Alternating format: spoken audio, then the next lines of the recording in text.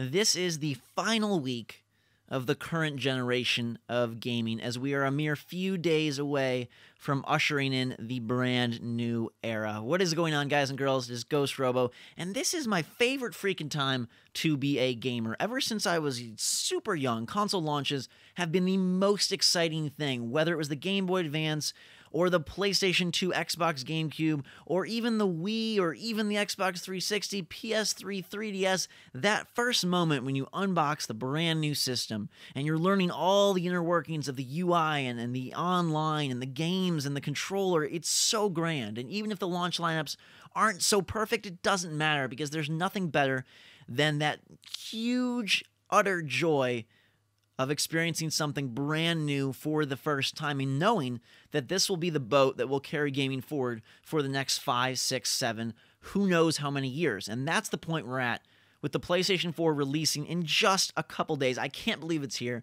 I've been waiting for these weeks for years. The Xbox One coming out on the 22nd in North America, and the PlayStation 4 releasing a week prior. We're here. We've arrived. Next gen is right around the corner, and so I wanted to tip my hat with a mini-series I'm calling Games of the Generation. These are my favorite games as I reflect back upon the Xbox 360, PlayStation 3, and Wii era of my life and of the gaming industry as a whole. So these are the games that I feel the best about right now. They may not have been my supreme list of 10 out of 10s, although most of them are, but they're games that leave such a mark in my mind. They're games that I look back on with extreme fondness. They're games that hold up months and years down the road. They're games that seem great even today beyond what has come out after them. You know, there was a couple games I was thinking about that, like, you know what? A few companies really improved upon this formula so much that it's tarnished a little bit of the luster of that game, and so those didn't make the list. So this truly is the top tier of all top tiers, the greatest, best, most fun, most enjoyable, in some cases, most innovative games that I've experienced since these consoles first launched 8 freaking long years ago. This is not a perfect list. This is not the ultimate list. I'm very curious to hear in the comments below what are your favorite games of the generation, and feel free to join in on the discussion because each video will be covering one of my top games of the generation, and this will carry us right up into that midnight launch on Friday, November 15th for the PlayStation 4. So definitely join in the comments below. Smash that like button if you're pumped for next gen. Smash that like button if you enjoyed this generation, and let's get started. My first game of the generation. And this is one I had to think about because it was such a revolution, such a beautiful experience when I first played it. I really had to think, does it hold up? And I answered that question for myself with a full repeat playthrough earlier this year, and that game is Mirror's Edge. I think that this title cannot do any wrong in terms of the brave step it took, especially in the era that it took it. I think that free running, movement, a lot of those things have become sort of very common vernacular in the past couple years. But back when Mirror's Edge launched, this was like a very, very bold direction to take a game. You know, there was some concerns over, will it make everyone nauseous? It has a female lead character. It's all first person, and there's hardly any violence.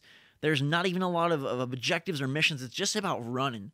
It's just about speed and freedom and checking out that awesome city. What really did me in when I picked this game up, I bought it on Xbox 360, and this is long before YouTube. This is when I'm paying for games just because I love them so much, and I still do that today, but there was no incentive of going and sharing it with other people, recording. It was just like me and my Xbox and the game, and I sat down, and to be honest, I didn't know as much about games back then as I do now. I didn't listen to every podcast on Earth, although I listened to a lot of them, and I didn't read every review on Earth, although I sure read a lot of them. So it was kind of a magical moment because I've been following the game for a long time, but there just wasn't as much coverage. You know, there wasn't as many videos or there wasn't as many walkthroughs. That wasn't even a thing back then. So I just sat down and experienced this gorgeous city, and that's what really stuck in my mind from the get-go, and it has stuck with me ever since, is how dang clean and crisp and pretty that city that DICE created looks. And of course, I can't talk enough good things about the actual mechanics of the game, but I think that the setting, the environment, was really quite unique. It came out at a time where people were starting to get really burnt out by the World War II shooter, by the modern military desert setting, by all that stuff. And this was a very clean, albeit sterile take on a city and on a world, and it just injected not only a beautiful environment, but also a brand new style of gameplay, which was this open world parkour free running. And it wasn't open world like, oh, you could go to mission givers. It was open world in the sense of it seemed like the city was at your, your pleasure, your playground right there. And sure enough, it is quite linear, and they guide you really effortlessly with those red markings. But man, the game felt expansive. It felt like you were just running and didn't have anything stopping you or holding you back. And I think that feeling is something that carries through with the game even years later. Going back and playing it, man, that sensation of just the wind rushing past you and having total control over your movement is pretty remarkable. And sure, there's some awkward phases, the way you see your arms and legs, and maybe the story isn't the most gelled together piece of fiction. But I think it's a remarkable game in the sense that it does something very unique, and I feel like it is at the top of its class. No game has truly tried to do exactly what Mirror's Edge did. And a lot of games have replicated in certain ways a free-running / parkour system, but I still feel like that game has the most visceral first-person movement experience that can be found. And I love it. I loved it then, I love it now, and I absolutely adore that you can get through the entire game without any gunplay if that is what you so desire. Both times I played this game, I went with no guns, and the final mission's a little screwy, and I think I might have fired a bullet or two in my second run-through because I didn't have such extreme patience. But it's really, really cool that it's a game, first-person, modern setting. There's an enemy, and you don't have to kill them. You don't have to engage if you so choose not to. You can just avoid.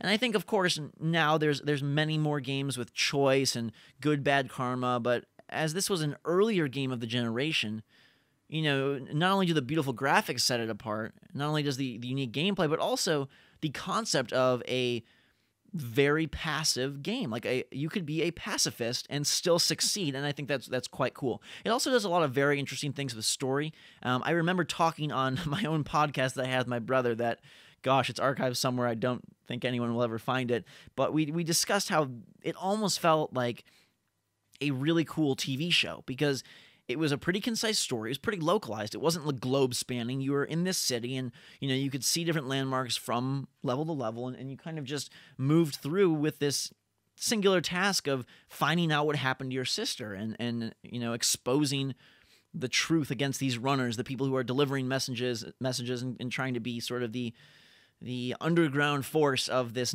super oppressive, semi-futuristic society.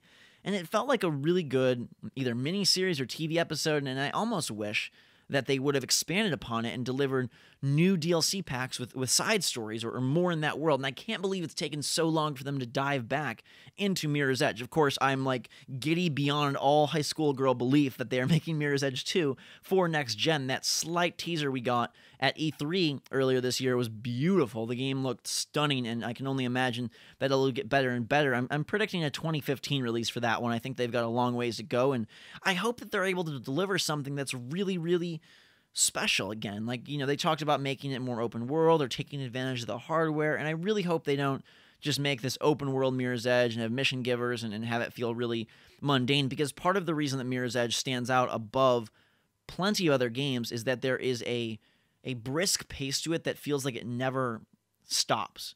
And I know some people were quite bummed out by a lot of the indoor areas because some of the indoor areas really slow you down and you don't have that sense of freedom and fast whirring by anymore. But to me, those puzzle moments were equally enjoyable because it forced you to sort of deduce a path through the environment.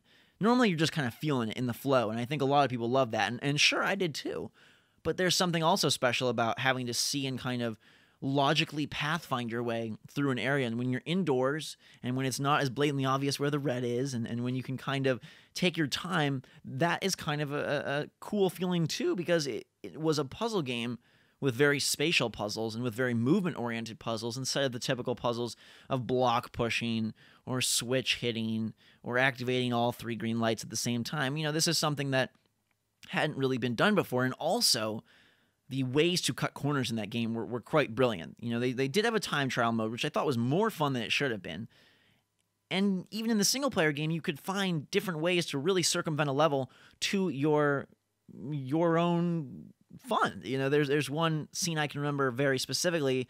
I don't remember the name of the level, but you're in a very tall structure, and you're trying to get basically from a high floor down to ground floor and escape out with this oncoming force of tons of guards with guns, and they're rushing up the staircases, and it would be all but impossible to run down the stairs and try to take all of them out, especially on a no guns playthrough. So I'm here trying to do no guns, and basically what ends up happening is you're leaping over the balconies, over the edges of the staircases, and landing on very small platforms, and then jumping back onto the staircases and back onto platforms and trying to make your way down 2 or 3 floors at a time. And, you know, if you take 4 floors, you're going to smash into a bunch of bloody bits. But if you take it just right, man, you can be out of that room, out of that area in a few seconds without any harm or any trouble. And that's a beautiful feeling. I believe I accomplished it in my playthrough here on YouTube. And man, that's just like super, super awesome, and something that can't really be said about any other game. There's no way in a shooter to really do that, at least in the modern era. And maybe you wouldn't want to because it's a shooter, but this kind of game, they nailed that sense of motion. And I didn't get dizzy by it, but I know that other people did, and I think it's a testament to how realistic it feels. And they get the sound right, the sounds of the city going by you. It's a very grounded game, not in the sense that it's on the ground, but in the sense that there's not a whole lot, if any, supernatural abilities going on. Sure, they push Faith's skills to the max in terms of how far she can leap, how long she can hold on, but there's no ghosts, there's no aliens, there's no secret, underground society that has formed over the last 2,000 years. It's just some pretty cool parkour ninjas in a city and how they're going to avoid the overprotective police, and I think it definitely delivered a memorable experience. It's one that can't be forgotten. You know, that's hard to say about a lot of games, but there's so many moments in Mirror's Edge that really stick out in my head, and a lot of it has to do with the visual flair, the colors, you know, the crispness, like I mentioned. But there's also something about tying that visual experience to the physical experience of running through that I think, especially for the first time, was just so exhilarating. There's nothing quite like it. I look back on a lot of games that I remember really fondly, and I really enjoyed and would have been 9 or 10 out of 10 experiences, but they're lacking sort of a magical oomph to push them over the edge and land them a spot in my games of the generation. And Mirror's Edge definitely has that special sauce that carries it from being a very great game into being really a lifelong treasure. I feel a gaming hallmark. And even if it didn't score as well, and even if it doesn't have the most perfect execution of every, segment of the game, it's an 8 out of 10 in the moment and a 10 out of 10 in hindsight because of what it did and how unique it was, how different it has proven to be, and also how well it stands up. I think that's such a tricky thing, how well a game stands up. Can you go back to a game and enjoy it so much? Because things are constantly progressing. And, if you're a hardcore gamer, you might not realize that you're playing game in, game out. You don't see the changes. Just like if you're a parent, you don't necessarily notice your kid growing from 4 feet to 5 feet in the matter of a year and a half. But when you step back, you're like, wow, they really did some very, very monumental things. And to me, that leaves you with the latest game probably being the greatest, unless you're talking about, what was the most, the first of its kind. But Mirror's Edge, I don't think, has been topped in what it did.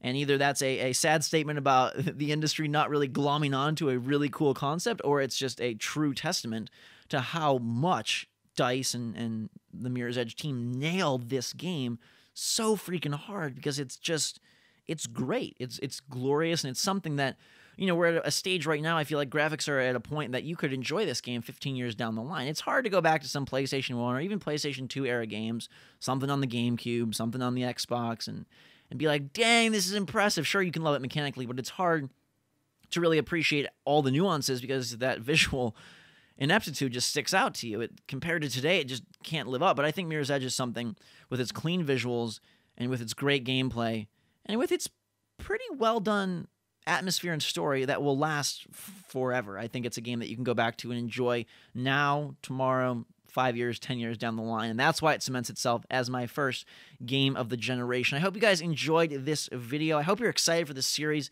The talk on Mirror's Edge and the talk on the other games that I have selected will continue up until the moment PlayStation 4 launches. So smash that like button if you're excited for more. Let me know in the comments below what you think about Mirror's Edge, what games you would nominate for Games of the Generation, and if you are excited for the next generation to begin. Thanks so much for watching, guys and girls. You have a fantastic day. Play Mirror's Edge if you haven't already. I'm sure you can get it for very cheap on a couple different systems. But either way, guys and girls, that's going to do it. Until next time, we will see you all later.